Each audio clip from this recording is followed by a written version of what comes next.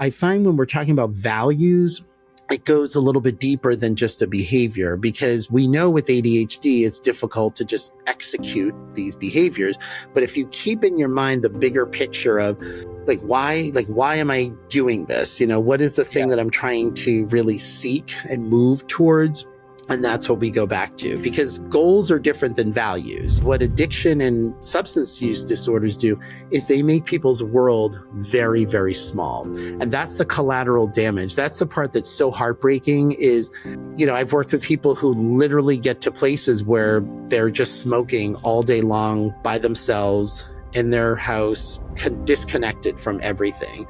And sobriety can be scary because it means now everything's opened up. But I also try to frame it that this is exciting too. In recovery sobriety studies for people with ADHD, and I always say for people with ADHD, so this doesn't apply to people who do not have ADHD, for people with ADHD who are in recovery for a substance use disorder, that the ones who are taking medication significantly are less likely to relapse.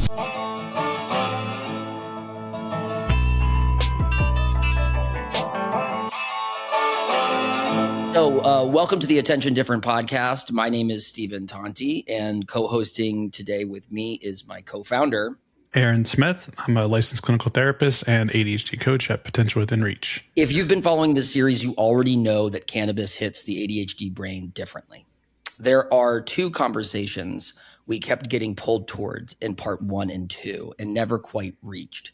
What does actual treatment look like beyond the first steps? And as many of our listeners aren't just ADHDers themselves, but parents of children with ADHD, what should they know? How might they talk to their kids or their teens about this differently?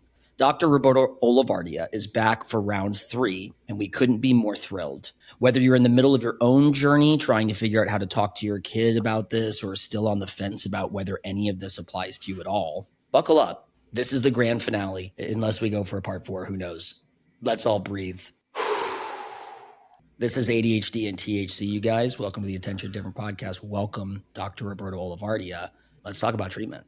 It's great to be here for part 3, talking with you guys. Okay, so at the end of our last conversation, you literally had your coat on and said, there's more treatment we can talk about. So as we were walking out the door, so to speak, right, of the last episode, we were kind of wondering. So one thing that came up was just the ACT framework, right? Acceptance and commitment therapy. Yes. And the idea of leaning into the values and, other ways to approach sobriety or cutting back use. And, there's the white knuckle approach of just go cold turkey and use your willpower to be in sobriety. Can you say more about how this plays out in a clinical setting with the ADHD patient who's trying to reduce or curb their use of a substance like cannabis? Yeah, in terms of the ACT approach? Yeah, in terms of ACT and kind of bringing them through that, or other ways that you would actually work with someone to start that treatment. Sure. So first, with any kind of sobriety, and I would say, a lot of what we're likely going to be talking about, could apply to anyone, but with the additional lens and dimension of understanding with ADHD that in general, so, many of us with ADHD, there's this sort of theoretical reason of something that it's when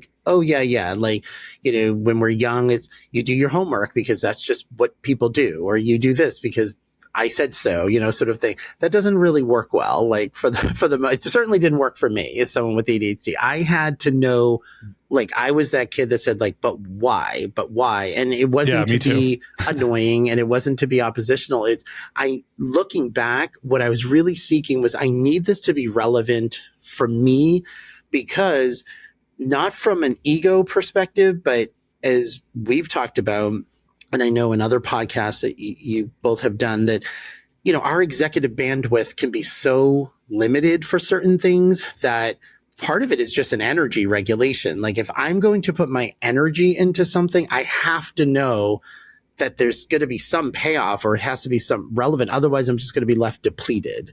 And so for parents out there that, kids with ADHD, that's the term of being oppositional is like a tricky one for me, because technically, I guess, but the undertone of that is, when I think about my experience, I was not being oppositional for the sake of being oppositional. It was more of like, almost like, I use the analogy, if you have $1,000, how, going out for an expensive meal once is not going to be a big deal. But if you have $20, you're going to be very thoughtful of how you spend that money, because you're going to be like, is that meal worth it? Is that going to be really good? How do I know? Let me look at the Yelp reviews. Like, you're not just going to, do it, because then you're going to be left, with nothing.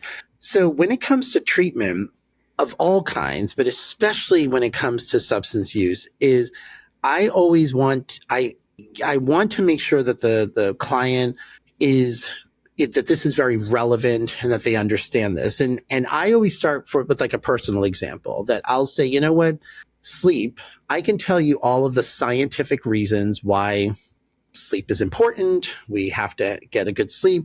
I knew that theoretically, like my whole life.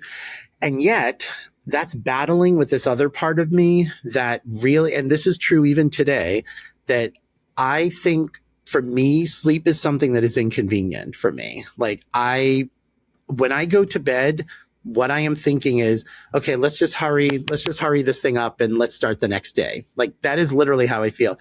I don't relate when people like, oh, I go into bed and I love to sleep. And some people with ADHD might feel that way. I am not one of those people. I am literally just like, and I can tell you all of the important things that happen to us when we're sleeping, why it's important. I know that cognitively, right? But I cannot help. And it's just, and I've learned to accept this, as we'll talk about acceptance, that part of my wiring is like, yeah. Let's just get this done with. Like, I just want the next day. Like, if I could take a pill and not have to sleep, and let me just bring you back, guys, a little bit. When I was 9 years old, again, diagnostic, I wrote for the Creative Writing Festival in my school. I wrote a story and ended up winning, where this guy, his name was Otrabor, which is Roberto backwards. Okay. Otrabor, the character, was this guy who couldn't decide on one career track that he wanted to do. He wanted to be an actor, an author, and a reporter. And so, but he couldn't decide. And there's only so many hours in a day. And one night there was this lightning thunderstorm, and he was like, it was so bad, but his dog ran out into the yard, and he went to get his dog, and he got hit by lightning. And then he went inside, and luckily he didn't die from this. But then he realized he didn't need to sleep anymore. And because of this lightning bolt, and so he goes to the doctors, and they said, I don't know what happened, but you're fine. Like, your body is, in other words, it's not suffering from not being able to sleep. So 8 hours a day, he was an actor. 8 hours a day, he was an author. 8 hours a day, he was a reporter. Bam, like, problem solved. I mean, come on, guys. Like, how diagnostic is this? Like, I was 9 out of the mouths of babes, at 9 years old, not diagnosed, of course, back then with ADHD. Like, my relationship with sleep, this goes way back. So I tell my patients, I know all of the reasons, and yet I battle with this. And it really, honestly, probably been in the last decade that I would say it's been like, I don't know if normal is the right word, but I mean, I still have this sort of kind of thing, but I'm like, nope, but I need this thing. I need it. And I have to respect this thing called sleep, even though there's this part of me that's like, and that helps, because then it lets patients know, because a lot of times, especially patients with ADHD, feel that when they compare themselves to other people, even other people in sobriety or in recovery, to think like that they're embracing it in ways. And some of my patients don't have, they're like, I know, like, here are the reasons I, want to be sober, but there's a part of me that just, whether it's the escape, whether it's the numbness, whether it's a self-medication, whether it's the euphoria, whatever the drug was sort of doing. And I'm like, but that's fine. Like, you don't have to, some of those things are just you're going to feel that way. But as long as that part of you that can be like, yes, I can feel that, and I know why I need to work at this. So with all of the things that we talk about in terms of treatment, it's so important to really make it concrete and as personally relevant to that person. Because to just say like, oh, well, we can both agree that drugs are bad. Well, of course they know that, with cannabis, as we've talked about, sometimes they don't realize how bad it is. But even when they do, that's still not enough. Hey, Stephen here. Sorry to interrupt. We just wanted to take a brief moment to tell you about this week's sponsor. At Attention Different, our mission is simple. Offer ADHD adults proven practical strategies for living a more balanced, fulfilled ADHD life. And that is why we are thrilled to offer our latest course, Thriving with Adult ADHD. While other courses might focus on the pain and struggle of being an adult with ADHD, and we do not want to minimize that, this course is designed around accessible, relevant, and applicable techniques that address the most common challenges facing ADHD adults. Inside Thriving with Adult ADHD, you will learn how to better understand your adult ADHD and gain clarity about how your brain works. Learn to manage your energy for productivity without burnout. You'll learn to find balance by optimizing medication, self-care, and professional support. Thriving with Adult ADHD features 2 hours of on-demand video, 10 downloadable resources, lifetime access to the material, and a satisfaction guarantee. Go to attentiondifferent.com/thriving to sign up now. That's attentiondifferent.com/thriving to sign up now. Hey, thanks for the quick break. Now back to the interview. It's not like what you're saying is they need to find like a personal reason and a why behind all this. Because if it's just a general blanket reason that everyone says, oh, it's bad for your body in this way or something, right? Like that may not be the reason that's going to motivate the ADHD person. They need something more. Absolutely. Absolutely. And it has to be. And so I try to work with them first on like, what is, that thing for you? And we might have talked about this last time, but interestingly, one of the things that comes up a lot is the financial implications of substance use. And we'll take it, like whatever it takes. Like if that's the thing, because the truth is, it'll save you a lot of money. So whatever portal we can sort of go through, we do. I have a patient I worked with some years ago who the heavy use of cannabis was affecting his ability to get erections. That was the thing. He had like DUI incidents. He had other things that most people would say, well, why isn't that like your bottom? Like, why isn't that again, we'll take it. Like whatever that portal is, we don't judge it because at the end of the day, it's what's impactful to that individual and to that person. So I like that sort of ACT approach first because I find when we're talking about values, it goes a little bit deeper than just a behavior because we know with ADHD, it's difficult to just execute these behaviors. But if you keep in your mind the bigger picture of why am I doing this? What is the thing that I'm trying to really seek and move towards? And that's what we go back to because goals are different than values. We can have a goal of, let's say, running a 5K, and the value behind that might be one of physical fitness or might be one of just, accomplishing something. And so let's say somebody doesn't reach that goal of running the 5K, but it doesn't mean your value is gone. Your value can still be there.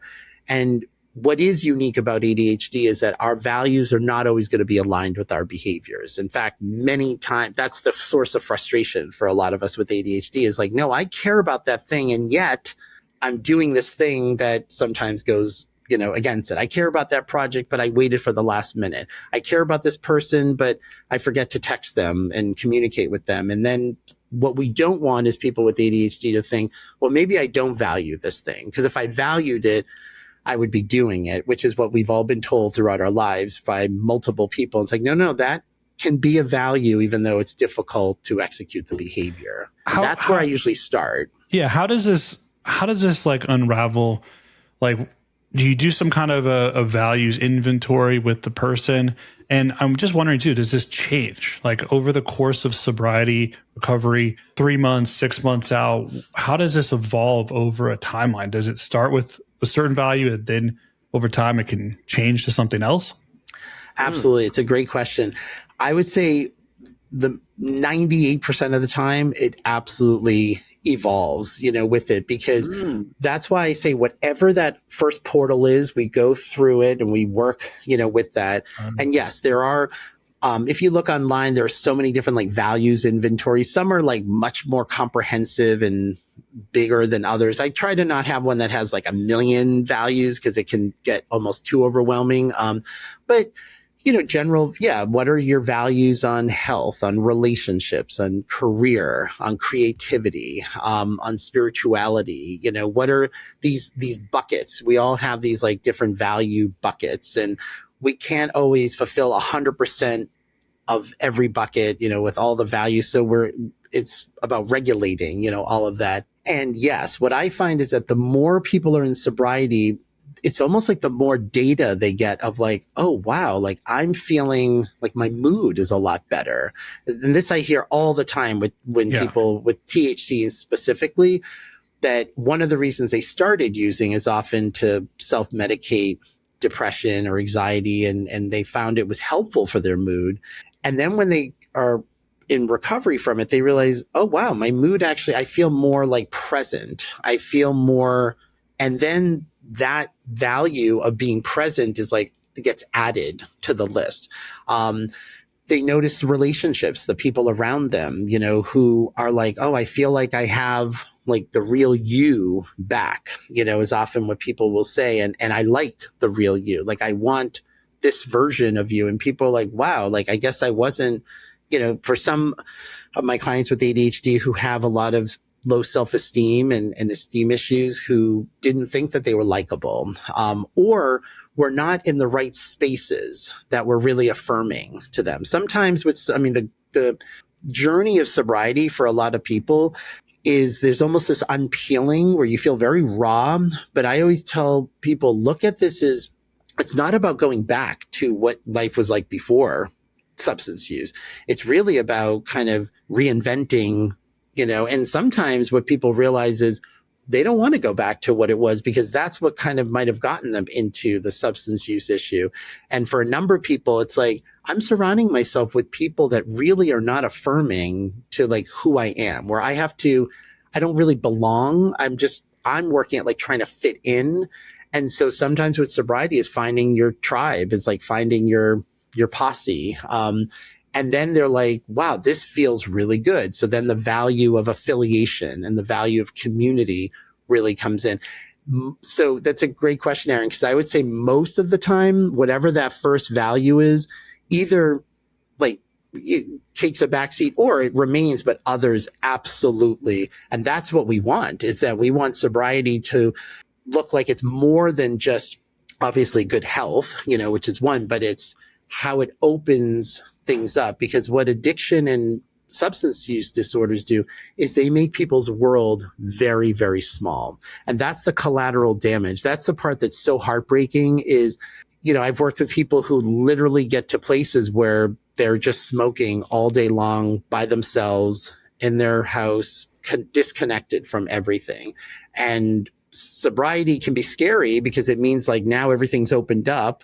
You have to go back into the world and experience other parts of life. It doesn't become just about that substance. Exactly. Which can be scary, but I also try to frame it that this is exciting too. Like but we want to make sure you're getting the right support and all of the things. And especially with ADHD, for a lot of people I've worked with who were not diagnosed before, let's say they were seeing me for their cannabis use disorder, who realized, oh, wow, I need a lot more executive functioning work. That was the stuff that would overwhelm me, that would have me just want to smoke and just escape from all of that. So when they start getting that support and they realize, oh my God, or they start taking medication, which is life-changing for many people, they're like, oh my gosh, I wish I had these tools. I probably wouldn't. And then there's that grief.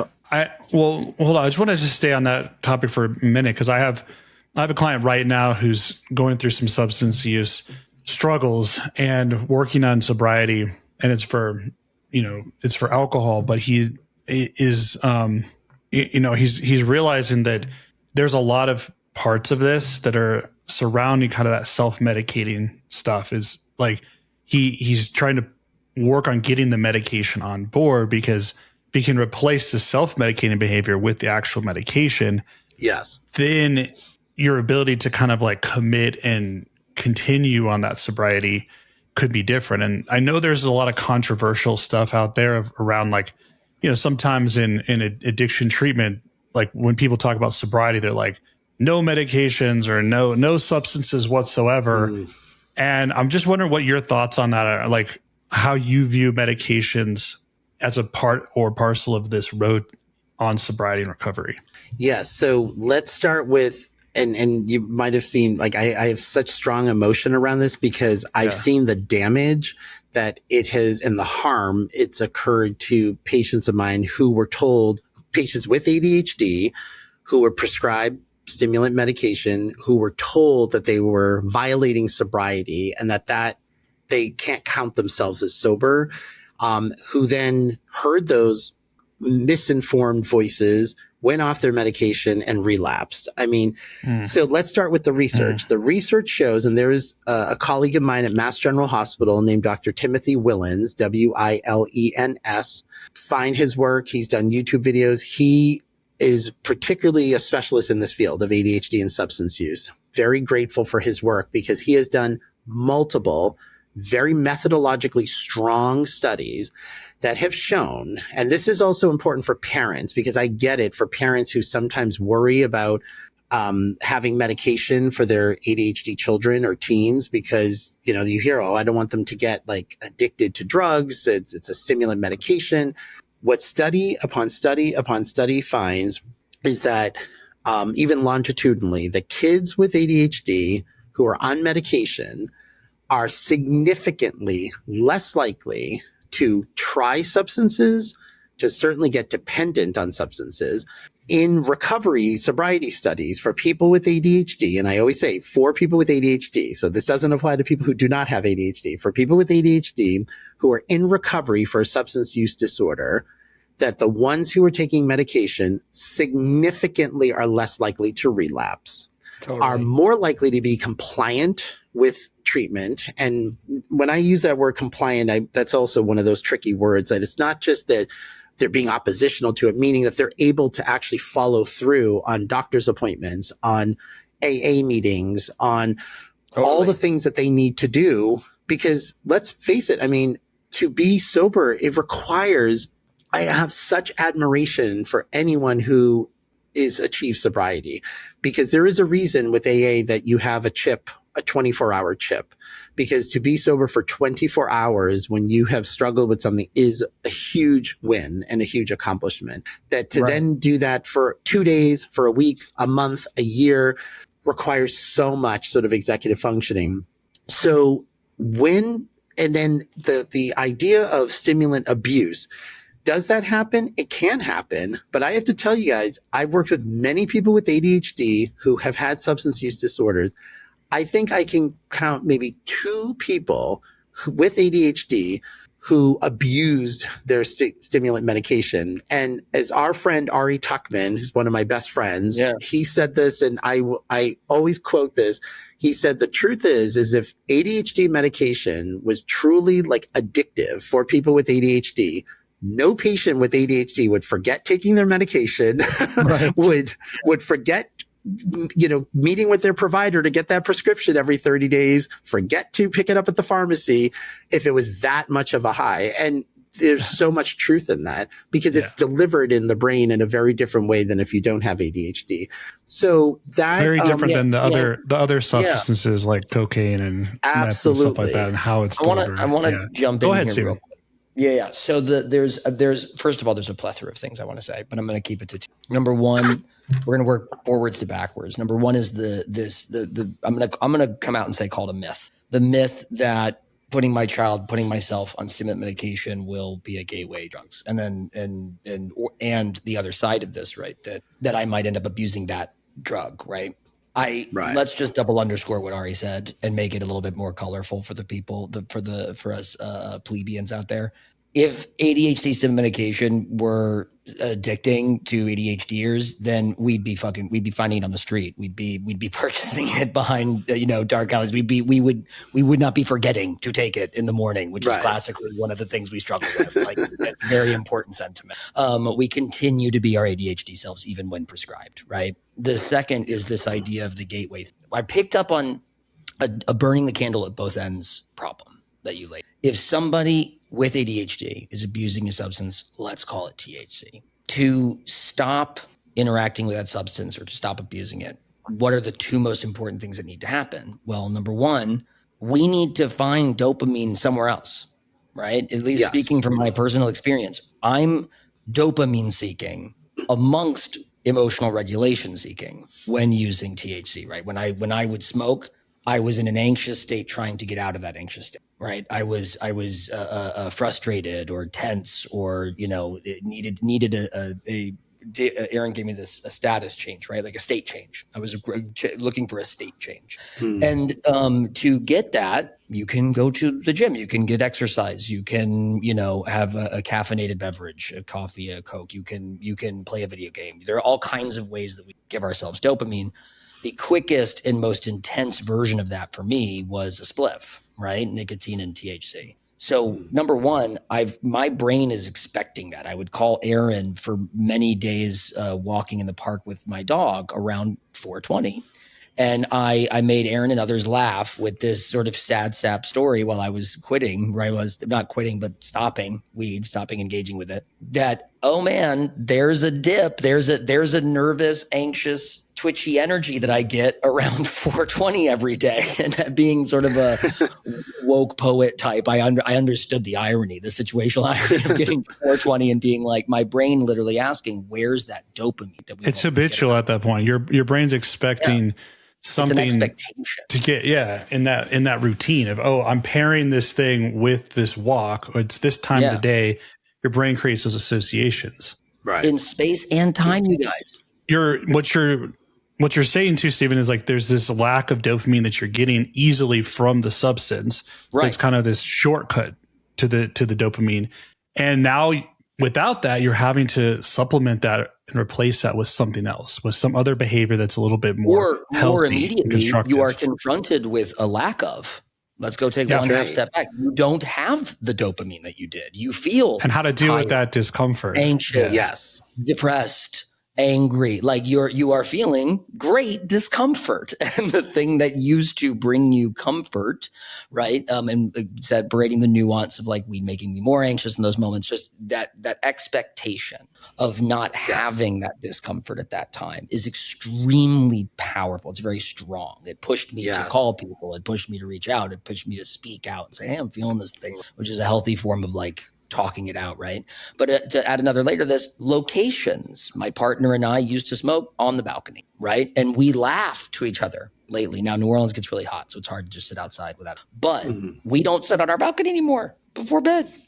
We don't play crosswords and do our thing on the balcony, because that used to be the space where we smoked. And we've been laughing and joking recently, like, hey, we need another reason to go out and do crosswords on the balcony, because that was like a romantic, intimate space to share time. And we were doing it functionally to smoke.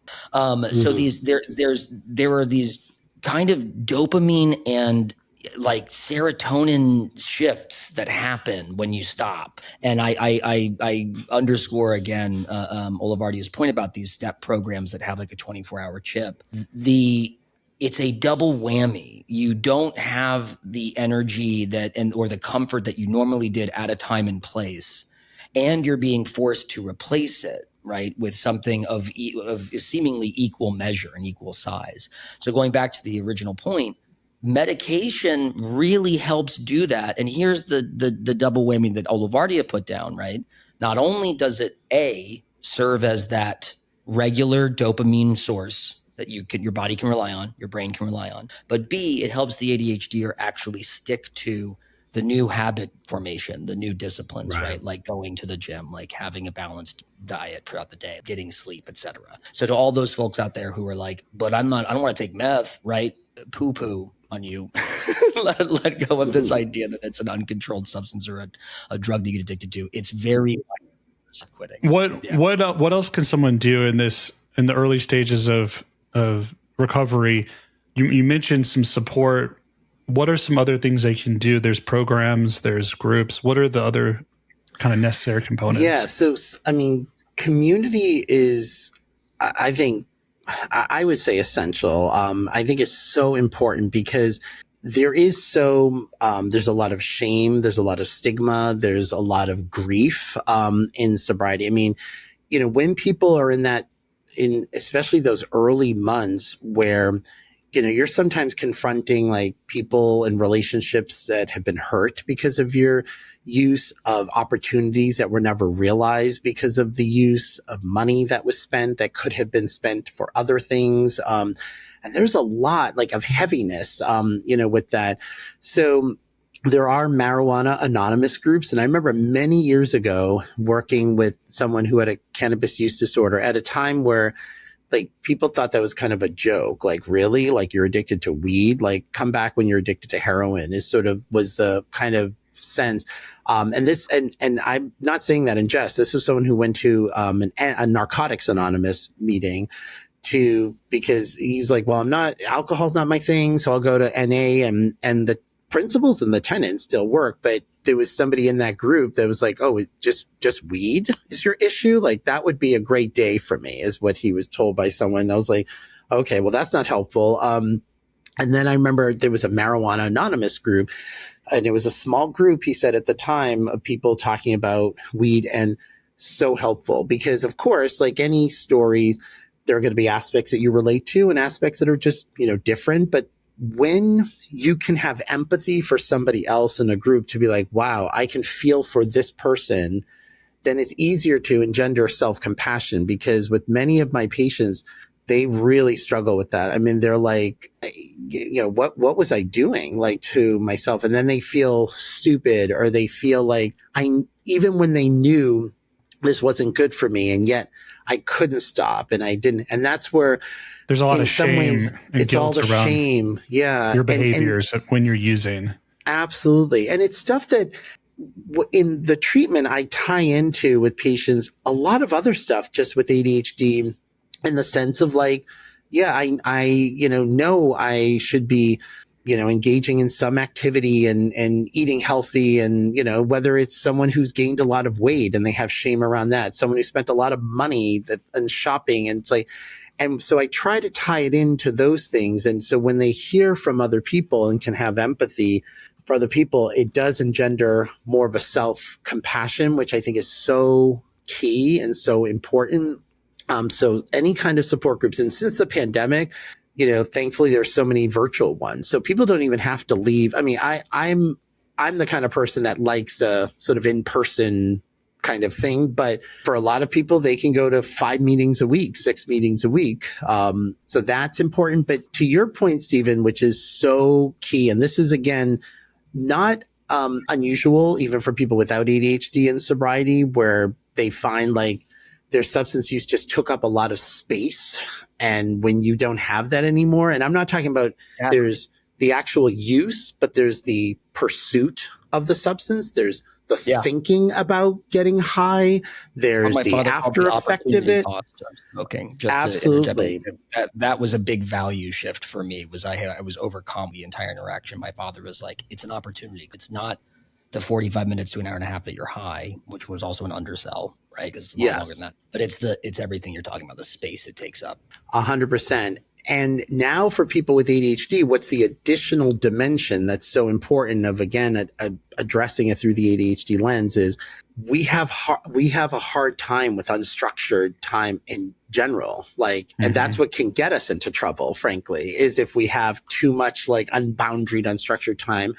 And even if you're told like, oh, these are 5 things that you can do, take up guitar, do this. A lot of my patients are like, that sounds great in theory, but then it's that execution. And as we know, that's part of the challenge. That's why ADHD treatment is so important as the treatment, for sobriety. And then, as you mentioned, Stephen, just the neurochemistry of dopamine that, I firmly believe that like I am like a dopamine addict is sort of like the word. And because, and Right. Yeah, this goes back to what you were saying, Aaron, about stimulant treatment. I can't tell you, I mean, I can think of at least a dozen people off the top of my head I've worked with over the years who they might have come in, let's say, for a treatment of an eating disorder, because, you know, I work with men with eating disorders. And then it turns out they have ADHD, but prior to their eating disorder, they had an alcohol use problem. Prior to that, they had a gambling addiction. Right. Prior to that, they had a sexual addiction. And I'm like this, and then I assess them, they have ADHD, and they're like, oh, I never even knew. And when they're told all of these things come to that dopamine, there's such an immense validation of, oh my gosh, so I'm not completely effed up, that like I keep getting myself, and the relationships 100%. That they've lost because people are like, what are you doing now? Like, you just got over a gambling problem and now you're this and now you're this. Oh, you're attracted. You're sabotaging yourself. And then they're like, oh my gosh, this is what, and then when they go, some of them go on medication and they're like, for the first time in my life, I feel like I'm get emotional just thinking about it, because I can think of this one guy saying, for the first time in my life, I felt like I actually was making a decision about whether to do something or not. He goes, I just ran like someone running towards like a white light, like you're just like doing it. And then afterwards you're like, why did I do that? And with that validation, guys, often comes a lot of, rage and grief around like, why didn't any provider, anyone tell me like that, hello, like this is a pattern of maybe, you know, you're not looking to sabotage yourself. You have untreated, undiagnosed, untreated ADHD. And so there's so many people that will see it from the outside and they'll blame the person. It must be your character. It must be some moral failing that you have. And really, it's ADHD. The through line here is ADHD the whole time that's been undiagnosed and underrecognized. Totally. Yeah.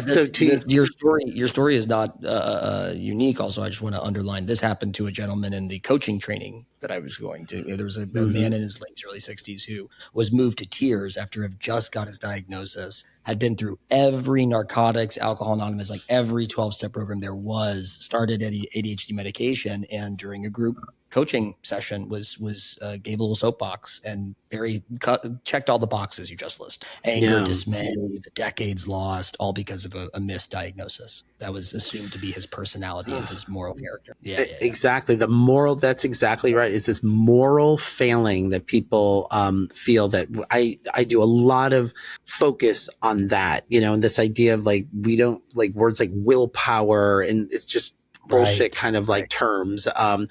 And that need of why it's even that much more important for someone with ADHD, not only to find things to do, but it has to be something that nourishes that dopamine.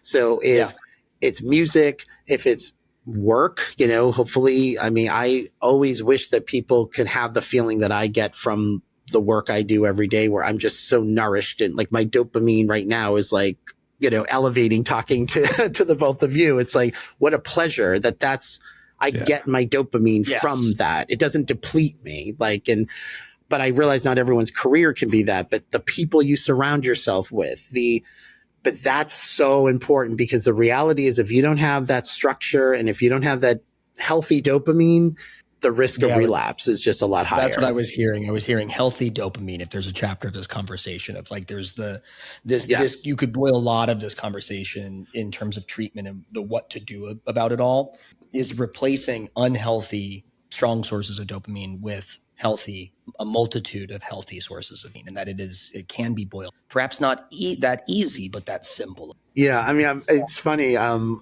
giggling because I'm thinking of my mom who, you know, passed some years ago, but my mom, without a doubt, but the ADHD comes, but she was an amazing, amazing person. And one of the things, my mom was very, very frugal. You know, both of my parents, you know, immigrant, middle class, everything was about saving money for college. And, but if my mom splurged on like buying a perfume or, you know, a takeout, which she rarely like would get, she'd be like, I don't drink, I don't smoke. Like, this is like my thing. You know, I don't drink, I don't smoke.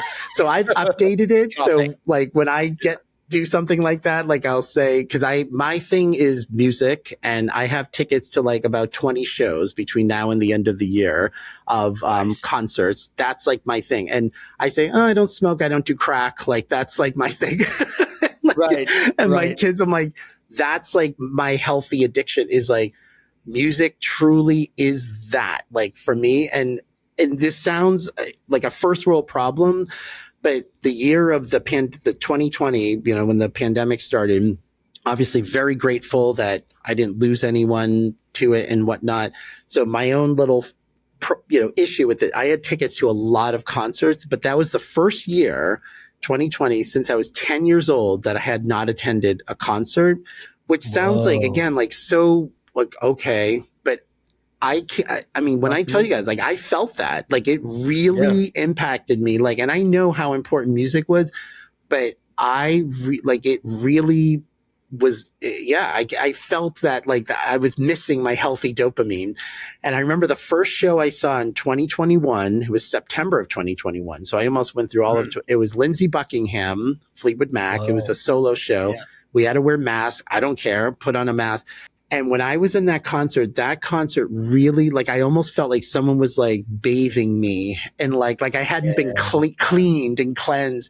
And it sounds almost crazy to people, but only people that really are music lovers, I'm like, it's more than just music. That is like therapeutic, for me, is like to not have that. I realize, like, in the same way that some people couldn't go to the gym or some people couldn't go to other places, that was my thing, was like, I really, needed that. And I'll never forget that show. All extroverts, right? All extroverts suffered people who get their battery recharged from pro-socialization, to your point that you've made about finding social groups. On the topic of identity, for you, like, music was very important to you. Yes. But I think people wrap their head around using cannabis in certain types of social groups that become their identity. And so, like, a creative type person might be like, well, I always use this on a break on a set with these other folks, or I use this to write or to experience the music in a different way at a show, right? Like they start to form some of their identity. I had a client recently tell me, he was like, he was telling me exactly about his struggle with cannabis. This was actually yesterday. And he was saying that he grew up in the skater community. And for them, like, that's who he was at a party, is he'd come to the party. He's like, oh, I don't really drink alcohol that much, but I'm the one who brings the weed and I share that. And that's part of my identity, is like the person who is like the joint out kind of a thing. Right. He's the one that's sharing it and passing it around. And that's a whole piece of social connection, but it's also connected to that skater culture, that subculture. Yeah. Yes. So I wonder about that too, is how much of that is hard, because when you stop using, you also are giving up or having to shift that identity that's connected to that very thing. Definitely. And that's where, with that sort of values approach, it becomes so important, because I can appreciate what that is. And I think that's what's also important, is understanding that, if we can take the substance piece aside to be like, well, what's really happening is somebody who feels like they have a place in this social sphere. They're contributing to the social sphere. Now, of course, some other voices might be like, yeah, but they're giving drugs and they're dealing drugs. Like, no, but let's take that aside, because the value is I'm contributing to this social sphere. People are, rewarding that, being like, I'm being seen as a generous or friendly or, the person that gives.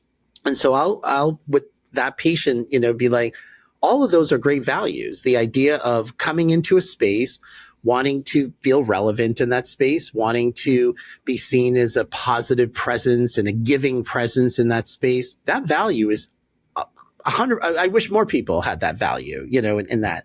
Now, the sort of illusion that a substance use disorder, and I always personify it because I don't want to make it about the person, but the disorder. Yeah. It's like not your substance use. It's like, okay, the disorder. Yeah. Yeah. The entity of the substance use is that the illusion is, and especially with something like cannabis, is this is the only way to execute that value. And the reality is, it isn't the only way to execute the value. It's not all or nothing thinking that ADHDers get trapped in. Totally. So what other ways? So with a patient like that, because I've similarly heard stories like that, is I don't want you, because in their minds, sobriety means giving up that whole identity, that whole value. Yeah. And that would be scary. Like if someone said, to me, oh, this part of you that you really like, that has to go too. It's like, well, then maybe I don't want the substance use to go if it means that other stuff is going to go. But then when you're like, oh no, we can divorce this, that there are ways that you can be generous and you could be giving and you can feel relevant in that space.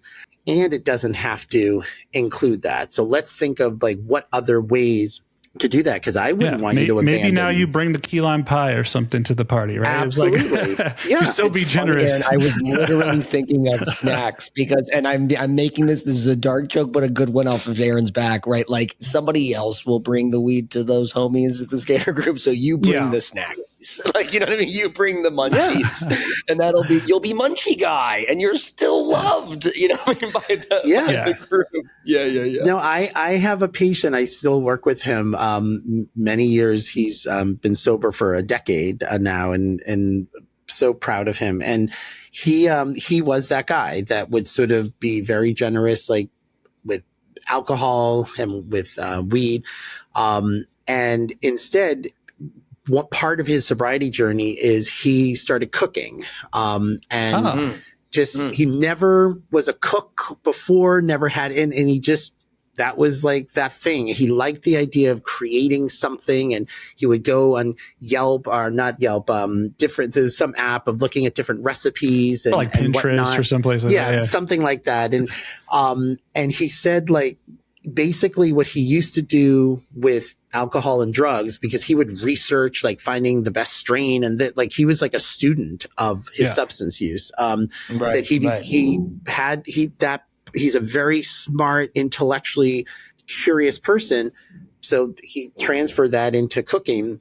And now he's the guy when he goes to a function or whatever, he doesn't bring any of the wine coolers or the beer or the weed. He brings these food. And guess what, guys? When he's invited, guess what? Are people looking forward to the person bringing the alcohol or weed? No, they're like, ooh, what's so-and-so bring in? Because he's brought stuff to me that I'm like, oh my God, this is like amazing. Nice. You can sell this. And they're all looking forward to him. And for him, the power of that undoubtedly is what has helped his sobriety. Because as we were talking about before, how it evolves, that sort of value. He realized, this is the value evolution. Yeah. Yes. He goes, I'm actually nourishing that value more with food than I am with beer. And then he's thinking, what other ways? Like there could even be more like than this. And like, but it took him to have to do that first. And it was like, he made these cupcakes was the first thing that he brought to some pool party. And he's like, yeah, that's just like what I'm contributing. And then within like 20 minutes, they were all gone. And people were like, who made these cupcakes? They thought that he got them from a bakery because they were that good. And that was the first time he's like, wow, okay. Like, he goes, I never had even drugs go that quickly when I would, bring them. And then it became like lasagnas and like all of this. I mean, but that's an excellent point, because it's maintaining the integrity of the value, but then realizing, oh no, the substances is not the only way. It's not all or nothing. It's not the only way to achieve that value. I hadn't considered that we would get to this crystalline moment, but I'm a little gobsmacked. I feel like the sort of the air around this conversation is like, oh, through getting to sobriety or sobering up can be a very powerful way to rediscover and amplify pre-existing values, right? That are not anchored to that behavior. In Aaron's story, it's of a guy who's very empathetic and giving and sharing, and he has a value in sharing what he has with a group of people and making them feel taken care of, making them feel transported, making them feel elevated, right? Elevating other people's experiences and being known as that guy. Well, listeners, there's a lot of ways to do that with your group of friends. There's a lot of ways to do that by going through that sobering process. Aaron's client was able to get closer, actually, to the core value and then do something with that, do many more things with that than just the one thing. And the same thing is true for Roberto's patient, right, as well, that that person discovered, oh, actually, I'm kind of like an engineer, a scientist, a lab guy. Like I really think through the process of creating these things, and I want to make really elevated versions of stuff, right? Well, it doesn't have to be alcohol and drugs. That can be cupcakes. And it turns out that, sometimes our brains, right, are looking for these outlets. And when we're doing stuff habitually without kind of thinking and being conscious of it and making an intentional decision, we end up going to the thing that's the easiest and the quickest and the thing that we're used to.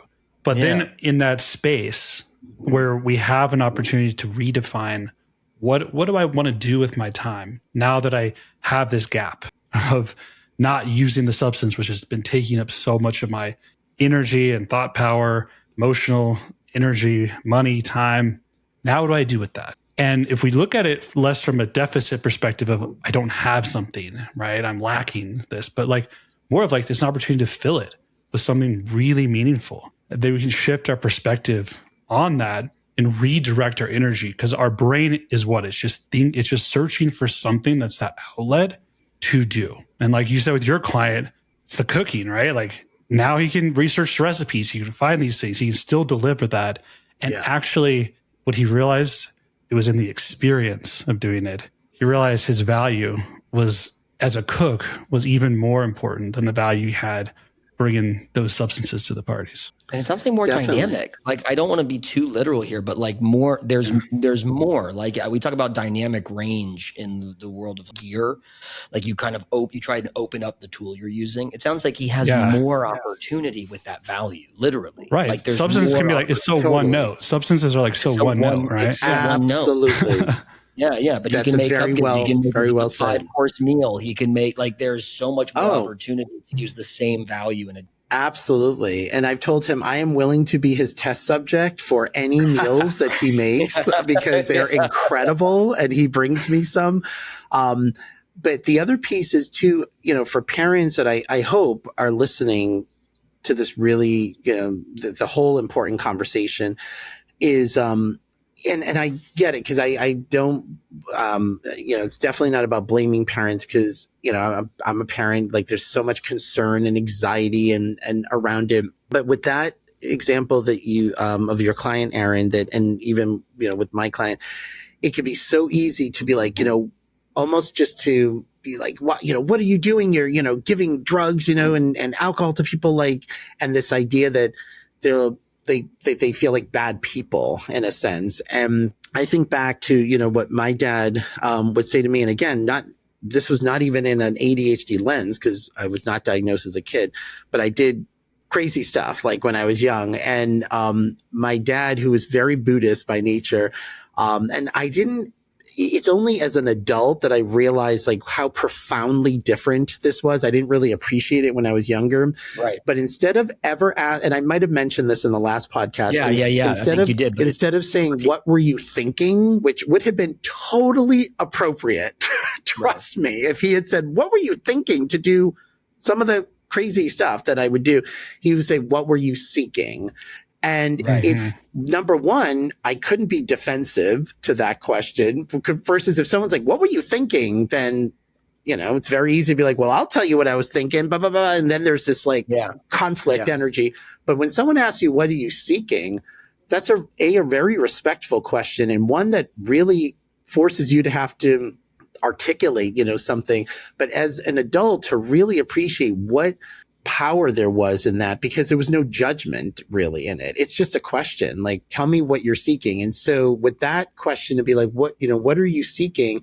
And I've heard this from clients of all ages that are like, no, I like to be a giver. I like to do this. They're not thinking, oh, I'm looking to get my friends hooked on cannabis so their lives can be ruined. Like they're not, at least the clients I'm working with are not thinking that.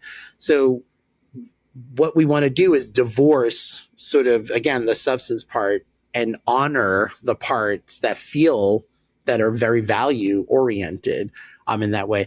And when you talk about the all or nothing thinking, another treatment modality is cognitive behavioral therapy or CBT, which aims to look at inaccurate, often negative, what we call cognitive distortions. And so all or nothing is a common cognitive distortion where people are like, either I have to smoke weed and have all these friends and nourish this value, or I'm sober and I have no friends and I'm abandoning that value. That's an all or nothing. It's like, nope, it's not. And we would look at it, and it's not about changing every negative thought into a positive one as much as making every inaccurate thought more accurate. Like, let's look for the evidence.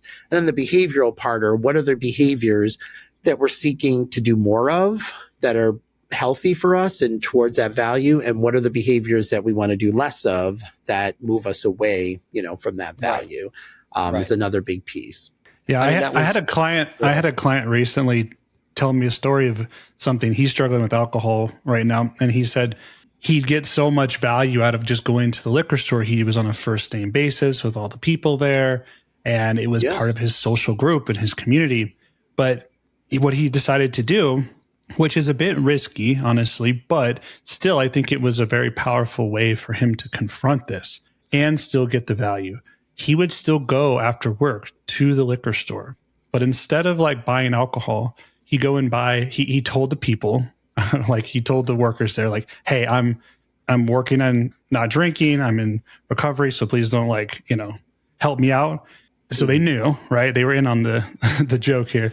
But he'd go in there, and now he'd buy a juice, or he'd buy a seltzer water, or he'd buy something else that they have, and he'd still have the interaction. So he was still able to get those dopamine highs just from doing the routine. And he actually told me my cravings went away. Like at first I was craving something because I wanted that. It was so uplifting to go to that liquor store and have those that community there and get that interaction after work. He's like, but then I realized I wasn't actually craving the alcohol. I was craving that connection. Yes. Yeah. I brilliant example. This is Aaron, you showed an honorable amount of hesitation as a practitioner of these therapeutic practices, right? Of this is because, we've heard the age old, no story of if you're trying to stop drinking, don't order a martini, let it sit there. I've heard the willpower argument. Don't go to the bar. Don't go to the party. Don't go to the bar, remove yourself from these. But my whole adult life, I've had some pushback against the rigidity of that instruction in some cases. I'll put it bluntly. That's not possible for me. That's impossible. I can't keep doing my job as an entertainment producer by telling the world, well, I'm just not going to hang around people who drink or smoke weed. That's not possible. So you've essentially told me I can't be more, right?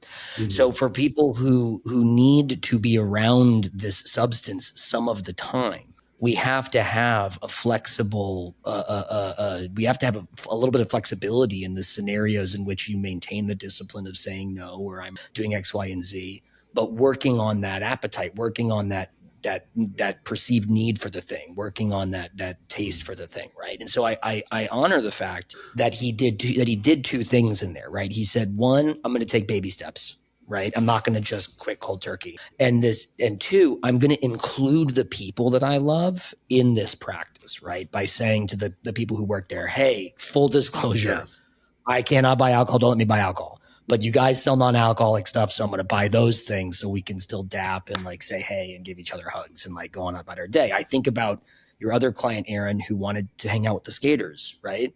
I don't want to stop hanging out with musicians. I have to for work. So if they're going to light up, part of my practice now has to be the willingness to say, that's for you guys. I'm okay. Right. So I'm honored by including that, because I imagine, Roberto, you run into similar challenges, right? Where somebody can't just avoid the substances altogether. That's right. That's right. Yeah. And that's the thing where it's so, at the end of the day, sobriety is always an individual process for everyone. But again, with an ADHD lens, there are just a lot of things that would seem paradoxical. Just even the idea of stimulant treatment for people who don't know a lot about ADHD can seem paradoxical. Like ADHD, you're going to give them stimulants, but of course we know it's a different thing. And typically, a lot of the traditional models are, you don't hang around with people that use or that drink. And for some people, that's either, they've decided it's not possible because it would mean giving up a lot of other things that are important. And to me, that's a very all or nothing kind of rigidity that even treatment sometimes proposes. Like, it's like, sobriety means you lose all your friends, or you have to use and keep your friends. And it's like, and I like what you said, Stephen. And this is where, for me, the role of assertiveness is huge. And I do a lot of assertiveness training, with patients around just cool. For a lot of people who use, like, even to say, I feel, I think, I believe. And I think for a lot of folks with ADHD sometimes have a hard time with that, because sometimes a lot of times they get the messaging that how they're thinking is weird or bizarre, or how my Boston accent just totally came out there. Bizarre. Like, I don't know where that came from. Really bizarre. Or their emotions. Oh, you're too emotional, or you're too this, like, basically this idea that they shouldn't trust how they're thinking and how they're feeling. So in sobriety, a lot of it is to say, you know what, guys, like, I am choosing not to do this. And I am not a moral high ground here of saying, like, I'm looking down at you if you are choosing to do this. I value aspects of our relationship enough that I think this can coexist. And I have many clients who can be in environments where there are people using and they don't use. And they will tell, and they have told me, if they were told in the past, and this is why relapse occurred for them, is that they will never be sober if they continue to hang around, like, with, certain people. Then they're like, well, then I don't know if I want to be sober, because I'm going to lose sort of all of this stuff. And, and I think that's such a brilliant example, Aaron, because I had a similar client years ago who would always go alcoholism. He would go to this bar, and he said it wasn't even the alcohol he was craving. It was this group of men who all just, were talking. He goes, like, he goes, men have this image of, like, oh, we don't talk about our feelings. Well, guys in bars, when they have some will talk about their feelings and talk about problems in their marriages and whatnot. It was this neighborhood bar in the Boston area. So what he would do is very similar example. He would still go to the bar, and he told people, I'm Diet Coke. I am, not drinking, but he would bring scratch tickets, and he would, instead of, like, drinking, like, the alcohol, he'd still talk to the guys and scratch, like, these $1. He'd buy, like, 3 $1 scratch tickets.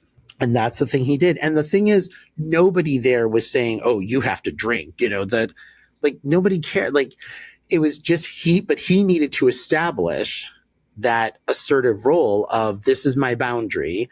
Now, if somebody doesn't honor that boundary, well, then we have to reassess that relationship, right? Like, if somebody is like, oh, you're not cool because you're not drinking, well, then now I have to reassess whether you're really my friend here, and that sort of thing. But yeah, it's like, that's where we have to get nuanced and to say, well, let's look at this, because for some people that would be very hard for them to do. And at the same time, it would be like, what would that mean if, let's say, you couldn't hang around with these people? We want to make sure that you can hang around with other people, like that value still has to be nourished in that kind of way. So it's very individualized for people. And I think with ADHD work in general, what I love about this work is it's never like a one size fits all, as the three of us know, like in any kind of treatment, especially when it comes to recovery with ADHD individuals. Yeah. I think you have to have the flexibility both in your treatment style, but also engendering that cognitive flexibility within how the person is trying to approach their life and their use of substances and what that looks like for them, because it ultimately is their journey, their story, their life. It has to be applied to them. But I think the main elements we've highlighted here are kind of like knowing your values, getting on medication, being medicated and replacing self-medicating behavior with actual medication and treatment for ADHD, finding support from a community, getting through the guilt, shame, and grief that's there with recovery, understanding the opportunity cost of this, the lost time, the lost money, the gaps in your life, but also filling that with something else, finding other things to supplement and fill your life with even more meaningful pursuits. And lastly, becoming assertive, stepping in and becoming assertive. ADHDers, we hate being told no or what to do. Yeah. So we need to learn to trust ourselves again and step into that power of advocating for ourselves and what we need and having some healthy boundaries with things. That's not for me right now. I'm good. I'll just hang out. You guys do that, right? That's really powerful to do that. Yeah. So I think this brings us all the way back to kind of wrapping up here. Stephen, why don't you take us away? I want to say first and foremost, I think this should be obvious to our listeners. Roberto, you've spent 3 episodes with us going deep, and we cannot thank you enough for giving us so my much pleasure. time. But I think we really could talk about this for on and on and on, because it just taps into so many facets of neurodivergence in general, about ADHD adulting. To get here at 1 hour and 12 minutes to assertiveness and be like, oh my God, I just want to share so many stories about assertiveness. I will leave it to the audience, to what Aaron said, and to the following. It feels really so good to assert yourself. Like, please practice it, try it, to say, I'm on my own track. Thank you, but no. Very powerful. So you've given us so much. I was counting for the people watching 8 or 9 topics. We really have covered a lot of ground these last 3 episodes. Snaps and applause for the 3 guys here for THC and ADHD. Olivardia, before you have to run, we just wanted to ask, is there one last thing? Is there one more thing top of mind that you'd like to leave our listeners who are still on the fence, who are still struggling with some of these things? I know we've got a ton of ground, but is there any last burning thing at the answer? No, we did it. The one thing that, I hope is obvious, but I can't be stated, can't be overstated, is recovery is possible. I mean, it seems I have so many patients who literally feel like this is just who I am. I can't imagine being free of this, and it is possible. And at any age, it's possible. I've worked with people who have, struggled with substance use or other addictive behaviors for decades and can achieve sobriety. It is possible.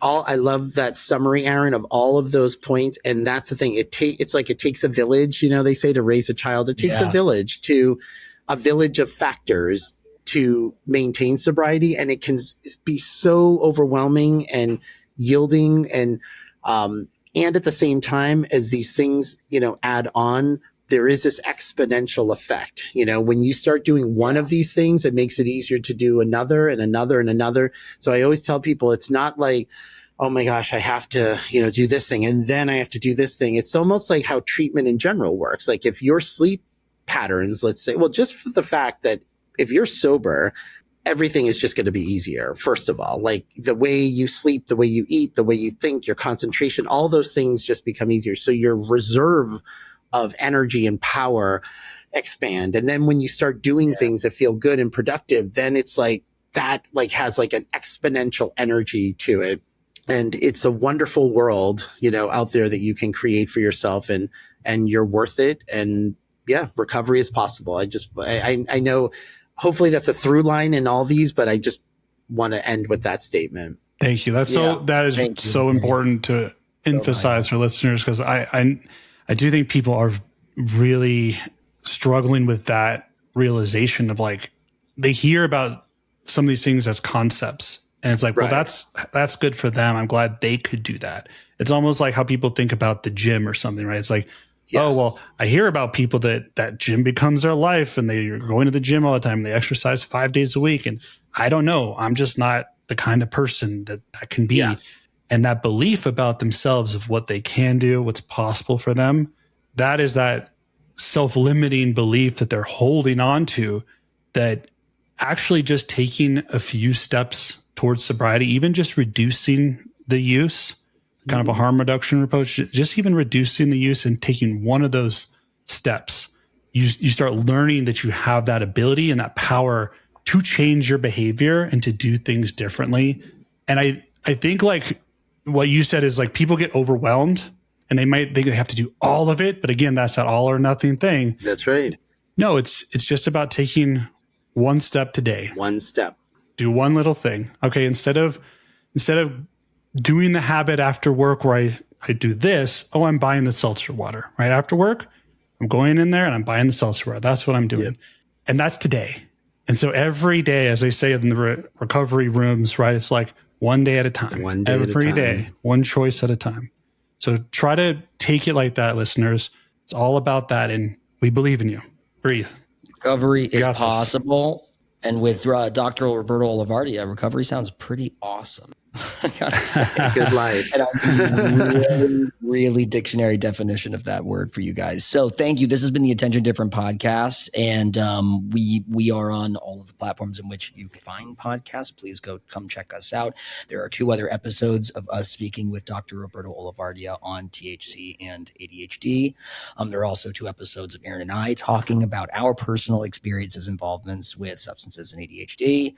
There are a plethora of other episodes all on topics of ADHD adulting. You can also find us on YouTube and Instagram and TikTok and all those fun places where information about adult ADHD is abounding. Olivardia, before we let you go, is there anything you would like to plug in your life? Is there a place for people to find you online? Or I actually don't have any social media or a website, although I should at some point. But people, if you Google me on YouTube, you'll see various lectures of various ADHD related topics or eating disorder topics. I do a lot of talks on that, and just get information and find community in this space. Oh yeah. Much like the rock star that Olivardia certainly is, he doesn't have a social media presence, but you can Google him. So on that note, we will say goodbye. And for now, we'll say goodbye for now. Yes. And I expect I will see you soon. The Attention Different podcast is hosted by me, Stephen Tonti. And me, Aaron Smith. The Attention Different podcast is produced by David Grabowski, who also wrote the theme music. Edited by David Grabowski and Ian Lopez. Visit us at attentiondifferent.com, where you can learn more about our team, discover resources, and much, much more. We're on Instagram at attention_different. And you can watch all our episodes like this one, plus tons more free content on youtube.com/@attentiondifferent.